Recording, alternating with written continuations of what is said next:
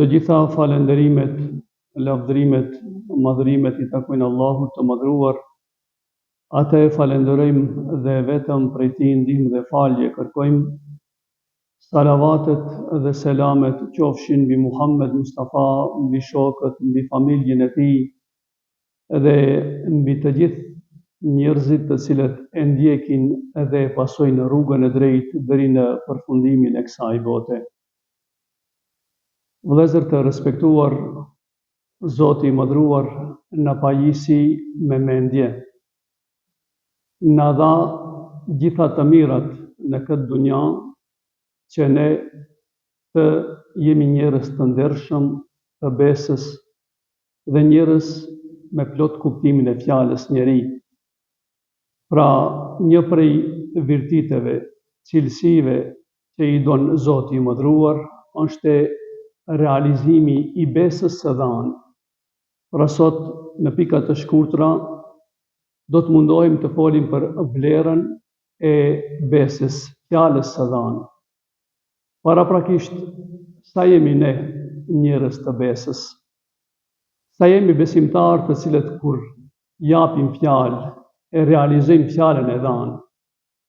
Secili prej nesh le të mundohet të japë një përgjigje kësaj pyetjeje që si zakonisht dietarët islam ju drejtohen njerëzve, xhamatit të vet, po ashtu edhe unë paraprakisht i drejtohem vetes time dhe juve që të japim një përgjigje se sa jemi njerëz të besës, nga se përmes realizimit të besës, fjalës së dhanë, ne arrim kënaqësinë e Allahut, ne arrim fitore të mëdha dhe ne arrim të fitojmë xhenetet e larta që Allahu i madhruar i ka premtuar për besimtarët në përgjithësi e ndaj atyre njerëzve të cilët janë të besës në veçantë. Vëllezër të respektuar, Allahu pejgamberi alayhi salam me një hadis të tij e lidh ngushtë fen me besën, me fjalën e dhanë. Thot i dashuri Allahut, la dine limen la ahde lehu. Nuk ka fe ai njeri i cili nuk e mban premtimin e dhanë, nuk e mban besën e dhanë. Don të thot ki hadisi pejgamberit alayhi salam në mënyrë të qartë na tregon se çfarë vlere i kushtoi Muhamedi alayhi salam, respektivisht feja islame, këtij adhurimi të rëndësishëm, kësaj cilësie të vlefshme. Prandaj të mundohemi të jemi të besës. Sa i përket besës, dietarët islam thuan që njeriu duhet, ose dietarët islam kur marrin të komentojnë mbi këtë cilësi të rëndësishme, thuan që besa është 6 lloje. Besa ndaj Allahu xhaleshanuhu, lloji i dytë, besa ndaj Muhamedit alayhi salam, lloji i tretë ndaj prindërve dhe antarëve të familjes, e katërta ndaj atyre që të kenë bërë mirë, e pesta ndaj atyre që të kenë mësuar, dhe e gjashta ndaj njerëzve në përgjithësi. E sa i përket besës ndaj Zotit xhaleshanuhu, dietarët islam kanë thënë që të jesh i besës, i fjalës ndaj fesë së Zotit, respektivisht dhe krijuesit ton, duhet ta besojsh bindshëm ekzistencën e Allahut xhaleshanuhu. E dita, duhet që veprat që i krijen në përditshmëri të synojsh kënaqësinë e Allahut dhe razillëkun e tij. Pra çdo vepër që e krijim, mundohu ta bësh për hir të Zotit xhaleshanuhu, duke mos kalkuluar për dobit në këtë dunja. Pra, fillimisht besimtari i cili është i besës ndaj Allahu xhaleshanuhu mundohet të krije punët duke synuar kënaqësinë, razillëkun e Allahu xhaleshanuhu. Dhe e treta, besimtari duhet të çojë në vend urdhrat e Allahut e duke u larguar nga ndalesat e tij. Pra, në këtë mënyrë ne, nëse besojmë bindshëm në ekzistencën e Allahut, i veprojmë punët për hir të Allahut dhe veprojmë ato që na ka urdhëruar Zoti dhe ndalohemi nga gjërat të cilat na ka ndaluar i madhi Allah, atëherë ne jemi njerëz të besës. Zoti I madhruar në Kur'anin familjar thot: Ja bani Israil adhkuru ni'mati allati an'amtu alaykum wa awfu bi ahdi ufi bi ahdikum wa iyaya farhabun. E që në përkthim do të thot: O bijtë e Ademit, kujtoni mirësitë e mia ndaj jush, wa ufu bi ahdi ufi bi ahdikum, dhe realizoni premtimin tuaj që unë të realizoj premtimin tim ndaj jush, thot Allahu xhalleshanuhu, wa iyaya farhabun, dhe vetëm prej meje keni frikë, pra frikë dhe respekt ndaj Allahu xhalleshanuhu. Pra Allahu I madhruar në këtë ajet kuranor u përkujton mirësitë e mëdha që ka dhënë ndaj popullit Beni Israil, por respektivisht edhe ki urdhër normal që është edhe për ne, që ne t'i mbajmë premtimet, besën, fjalën që ja kemi dhënë Allahu xhalleshanuhu, që edhe ai të vazhdoje na japë mirësi të mëdha në këtë dhe në botën tjetër, dhe në fund të ajetit kuranor Allahu I madhruar e përfundon urdhrin e tij, e përfundon sugjerimin e tij, këshillin e tij, që ne vetëm t'i frigohemi me një frikë respekt, të denjë dhe të mirëfillt.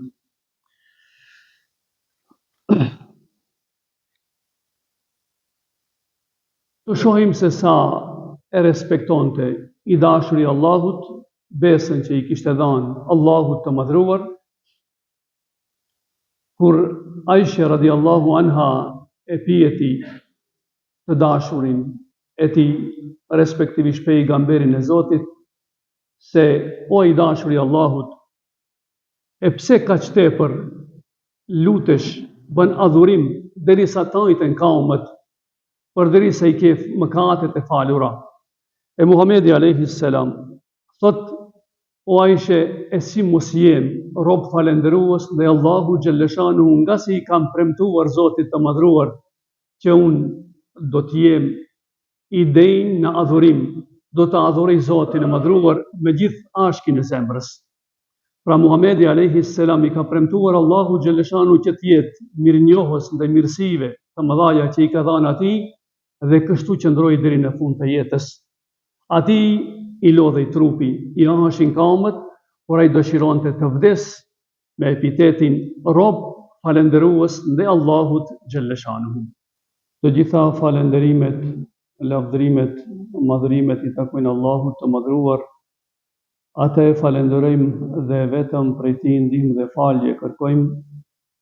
Salavatet dhe selamet qofshin mbi Muhammed Mustafa, mbi shokët, mbi familjen e tij, dhe mbi të gjithë njerëzit të cilët e ndjekin dhe e pasojnë rrugën e drejtë deri në përfundimin e kësaj bote.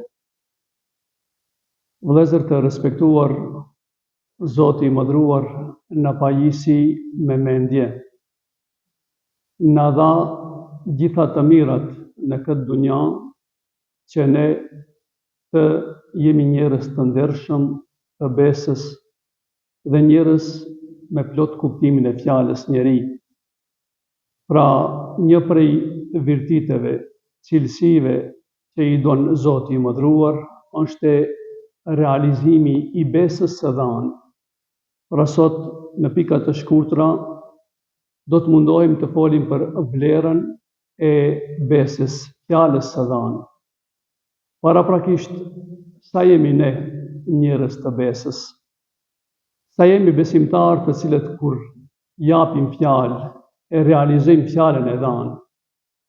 Secili prej nesh le të mundohet të japë një përgjigje kësaj pyetjeje, që si zakonisht dietarët Islam ju drejtohen njerëzve, xhamatit të vet, po ashtu edhe unë paraprakisht I drejtohem vetes time dhe juve, që të japim një përgjigje se sa jemi njerëz të besës, nga se përmes realizimit të besës, fjalës së dhanë, ne arrim kënaqësinë e Allahut, ne arrim fitore të mëdha dhe ne arrim të fitojmë xhenetet e larta që Allahu I madhruar I ka premtuar për besimtarët në përgjithësi, e ndaj atyre njerëzve të cilët janë të besës në veçantë. Vëllezër të respektuar, Allahu pejgamberi alayhi salam me një hadis të tij e lidh ngushtë fen me besën, me fjalën e dhanë. Thot i dashuri Allahut, la dina limen la ahde lehu. Nuk ka fe ai njeri i cili nuk e mban premtimin e dhanë, nuk e mban besën e dhanë. Do thot ki hadisi pejgamberit alayhi salam në mënyrë të qartë na tregon se çfarë vlere i kushtoi Muhamedi alayhi salam, respektivisht feja islame, këtij adhurimi të rëndësishëm, kësaj cilësie të vlefshme. Prandaj të mundohemi të jemi të besës. Sa i përket besës, dietarët islam thuan që njeriu duhet, ose dietarët islam kur marrin të komentojnë mbi këtë cilësi të rëndësishme, thuan që besa është 6 lloje. Besa ndaj Allahu xhaleshanuhu, lloji i dytë, besa ndaj Muhamedit alayhi salam, lloji i tretë ndaj prindërve dhe antarëve të familjes, e katërta ndaj atyre që të kenë bërë mirë, e pesta ndaj atyre që të kenë mësuar, dhe e gjashta ndaj njerëzve në përgjithësi. E sa i përket besës ndaj Zotit xhaleshanuhu, dietarët islam kanë thënë që të jesh i besës, i fjalës ndaj fesë së Zotit, respektivisht ndaj krijuesit ton, duhet ta besojsh bindshëm ekzistencën e Allahut xhaleshanuhu.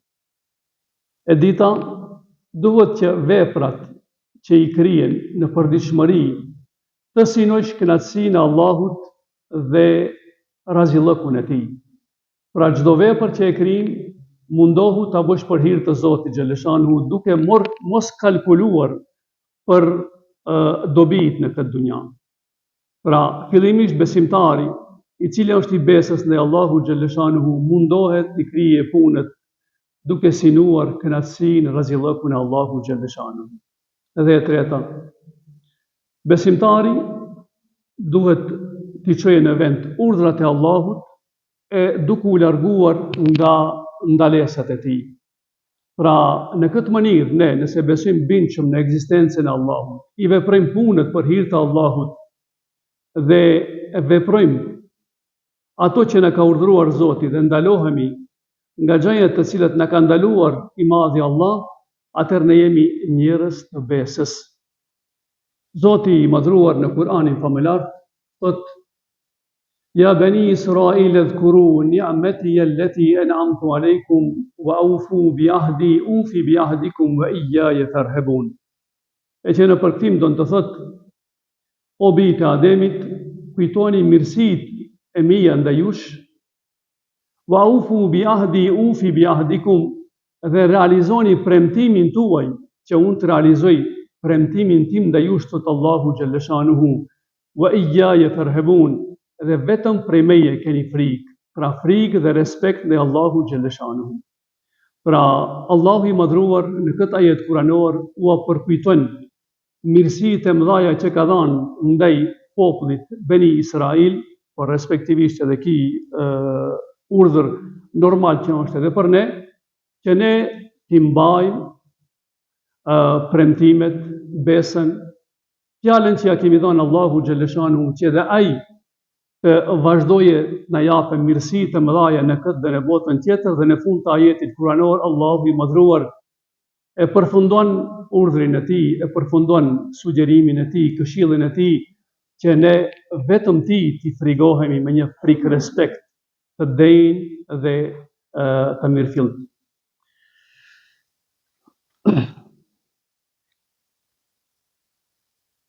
Të shohim se sa e respektonte i dashuri Allahut besën që i kishte dhënë Allahut të madhruar, kur Aisha radiallahu anha e pyeti të dashurin e tij, respektivisht pejgamberin e Zotit, se o i dashuri Allahut, e pse kaq tepër lutesh, bën adhurim derisa të njëjtën kaumët, përderisa i ke mëkatet e falura.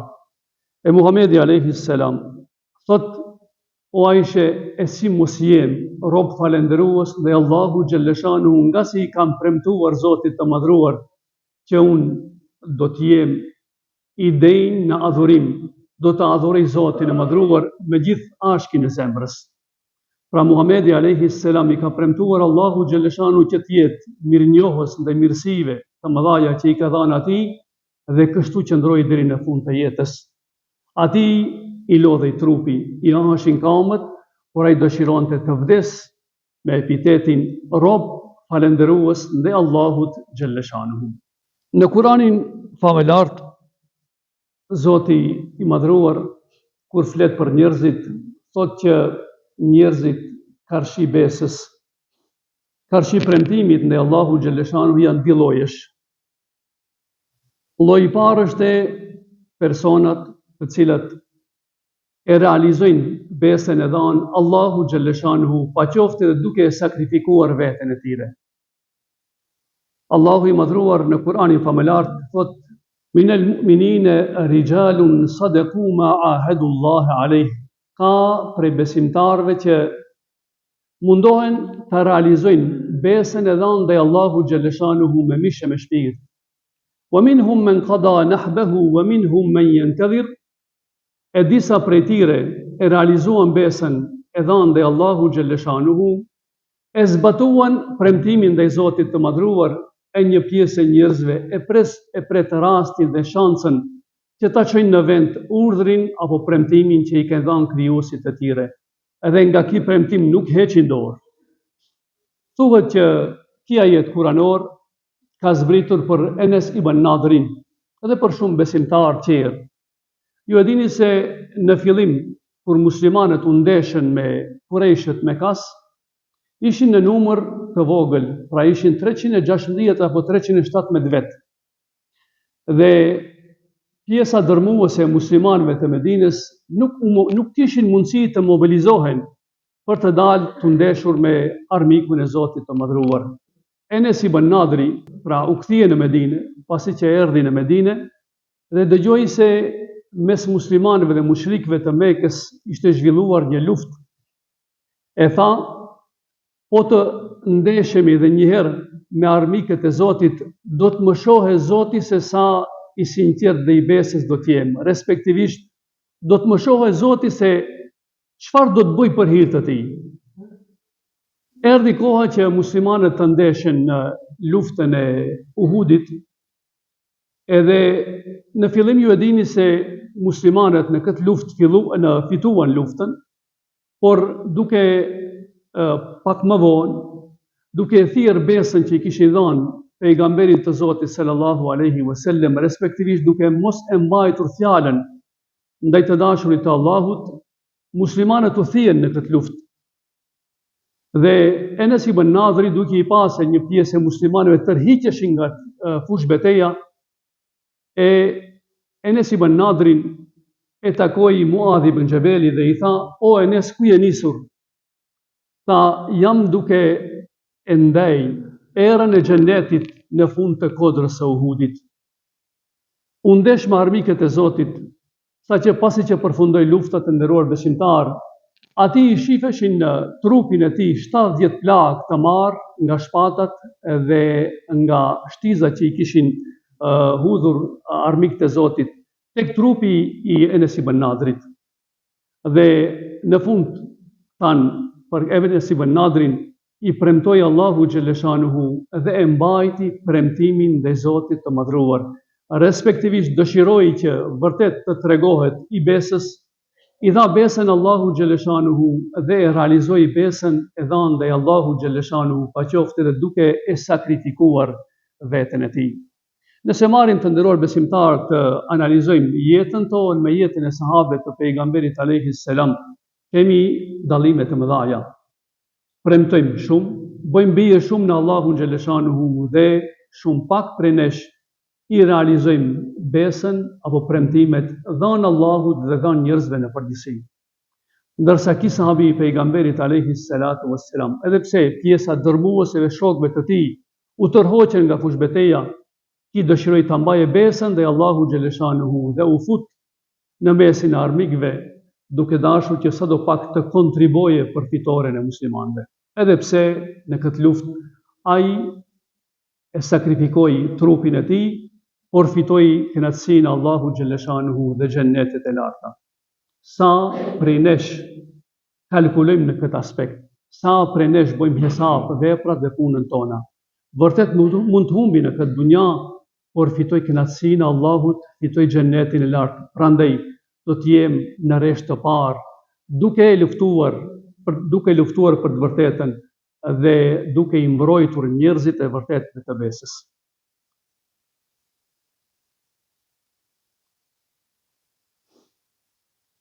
Shembulli i atij që nuk e mban besën e dhanë dhe Allahu xhaleshanuhu është e përshkruar në shumë ajete kuranore, por në surën Taube Allahu i madhruar për këta kategori të njerëzve thot: "Wa minhum man ahada Allah la in atana min fadlihi lanasaddaqanna wa lanakunanna min as-salihin."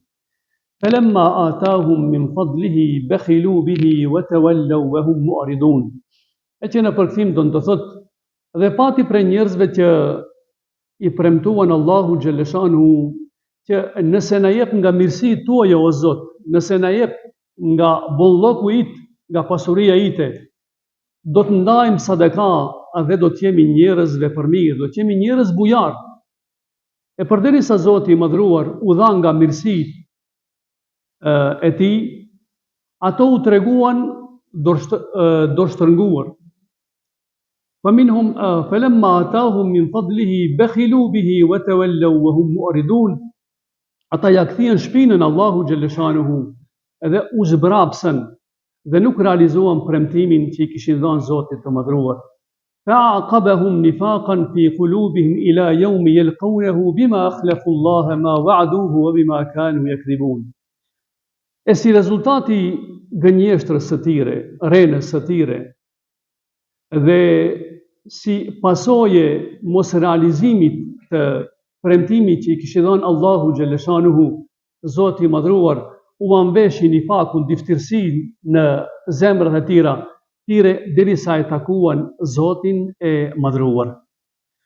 Pra, kjo kategori e njerëzve të nderuar besimtar i premtuan Allahu xhaleshanuhu që nëse na begaton me mirësitë tuaja, nëse ne jep pasuri, do të jemi bujar, por nuk e realizuan premtimin e tyre. Prandaj besimtari edhe këtë kategori të njerëzve ka parasysh dhe i friksohet që Zoti xhaleshanuhu mos vendoje në zemrat e tyre nifakun e mos nisin këta të pjeta, respektivisht ka xhehenemi, nga se mos praktikimi i besës dhe Allahu xhaleshanuhu është një rrugë e sigurt që çon ka xhehenemi. Besimtari e ka parasysh edhe këtë grup të njerëzve, merr shembull nga fjalët e Allahu xhaleshanuhu dhe nuk hin në këtë kategori të shëmtuar të njerëzve. E keni dëgjuar rastin që e tregon Muhamedi alayhi salam, në kohën e parshme thot ishin 3 lloj njerëzish, respektivisht 3 persona. Personi i parë ishte me lebros, me smundje të lëkurës. Personi i dytë ishte i verbër dhe personi i tretë ishte qeros, respektivisht pa flok. Dhe Allahu xhaleshanuhu dëshiroi të isprovoj këto 3 kategori të njerëzve, respektivisht këto 3 persona. Dhe çoi një melaike duke e pjetur të parin, lebrozin, ai që kishte problem me lëkurën e tij, duke i thënë: "Nëse të plotësohet dëshira, a ke ndonjë dëshirë?" Po tha: "Kam dëshirë që kjo lëkurë e prishur të më vije siç ka qenë përpara, të më rregullohet dhe të marr bukurinë time në trup." E meleku e pyet duke i thënë: "E nëse të plotësohet kjo dëshirë, a ke dëshira tjera?" Thot: "Po, o krijesi Allahut, o njeri, thot, kam dëshirë që Allahu xhaleshanuhu të më japë një deve, derisa të bëhet një tufë e madhe." Dhe kështu ndodhi, të nderuar besimtar. Meleku e përketi trupin e tij me dorë dhe lëkura e tij i erdhi në vend. Lëkura e tij mori pamjen e parshme. Dhe më vonë Allahu xhaleshanuhu ja mundsoi të ketë një deve, që ku prej asaj deve u bën edhe shumë deve tjera, u bën një tufë e madhe. Shkoi ke personi i ditë i cili nuk kishte flok, edhe ai tha, po, kam një dëshirë. Nëse Allahu xhaleshanu ma plotson këtë dëshirë, do jem falendërues i madh ndaj atij. Tha që dëshiroj të kem flok në kokën time. E meleku e preku në kokë dhe atij i mbitën flokët. Dhe i tha, ke ndonjë dëshirë tjetër? Tha, dëshiroj të kem një lopë që prej saj të kem edhe një tufë me lopësh tjera. Dhe kështu ndodhi, të nderuar besimtar, meleku shkoi dhe ke personi i tretë, personi i cili nuk kishte si. E ne që kemi si, të nderuar besimtar, kemi një mirësi të madhe, por shumë pak prej nesh ja dim vlerën, shumë pak prej nesh e falenderojmë Allahun xhaleshanu për si që i kemi. E të njëjtën pyetje ja parashtoi meleku këtij njeriu të verbër, e i tha, po, dëshira ime e vetme është që të kem si. Tha, nëse të plotësohet kjo dëshirë, atëherë çfarë kishe pasur dëshirë tjetër në jetën tënde? Tha, dëshiroj që Zoti i madhruar të më japë një dele, e prej kësaj të shumohen e të bëhet një tufë e madhe me dele. Edhe kështu ndodhi, të nderuar besimtar, Allahu xhaleshanuhu u largoi problemet trupore që kishin, u plotësoi dëshirat me mirësitë e tija, dhe pas një kohe meleku shkon ke personi i cili ishte me lebros dhe i tha, o njeri, më janë harxuar ushqimet e udhës, a ka mundësi të më japësh një deve që ta kaloj ditën, ta kaloj jetën time? Edhe këtë i tha, për hir të Zotit xhaleshanu, për hir të atij që nuk kisha asgjë, e të dha shumë gjaja, e të dha një tufë të madhe me deve. E njeriu i tha, o njeri, e gjithë kjo pasuri, e gjithë kjo tufë me deve, është trashëgimi nga të parët e mi. E i tha, nëse gënjen, nëse rren, atëherë theft Allahu xhaleshanuhu në gjendjen e parshme. Shkon ke qerosi, ke personi i cili nuk kishte flok, të njëjtën pyetje ja parashtron, kam mbetur rrugës dhe kam nevojë për një lopë, nga tufa e madhe që ke prej lopëve. E i thot të njëjtën gjë, thot, o njeri, kjo pasuri nuk është nga dorët e mia, por kjo pasuri është e trashëguar nga të parët e mi, prandaj nuk mund të t'jap nga kjo pasuri. E i thot të njëjtën gjë, nëse gënjen, atëherë të ktheft Allahu xhaleshanuhu në gjendjen e parshme. Shkon ke personi i tretë, e i thot, o njeri, kam nevojë për ndihmën tënde. E ish i verbëri, i thot, merr sa të duhesh o vlla, nga se e gjitha kjo është nga Allahu xhaleshanuhu. Unë kam qenë i dobët, kam qenë i varfër, por Allahu xhaleshanuhu më ka begatuar. Atëri tregon me lajqe që thot se unë jam i dërguar i Zotit, nuk jam njeri, por jam jam shndruar në formë të njerit me lejen e Allahu xhaleshanuhu. Dhe Allahu xhaleshanuhu më dërgoi te ti, të shohë se a e mban besën dhe premtimin që i ke dhënë Zotit të madhruar. Thot, qenë ke i besës, prandaj ta gëzosh këtë pasuri dhe Zoti xhaleshanuhu t'i dhash të mirat në këtë dhe në botën tjetër.